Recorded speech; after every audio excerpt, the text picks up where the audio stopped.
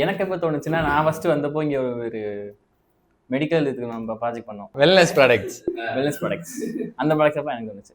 அந்த இதுக்கு நீ அதுல என்ன பண்ண? அதுல உனக்கு எப்போ தோணுச்சு? அதில் நான் வந்துட்டு போஸ்டர் டிசைன் பண்ணேன்.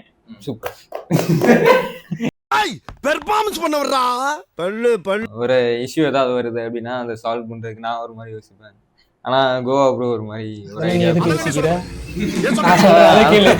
என்னோட ஃபேவரட் அப்படின்னு பார்த்தா அது திரும்பவும் ரீசெண்டா தான் இருக்கு. முன்னாடி எல்லாம் ஃபேவரட் இல்லையானா கேட்டா அப்பெல்லாம் கிடையாது.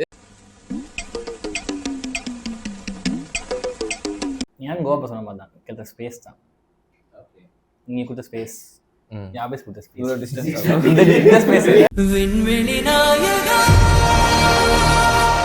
லைக் ஃப்ரெண்ட்லியாக இருக்கும்.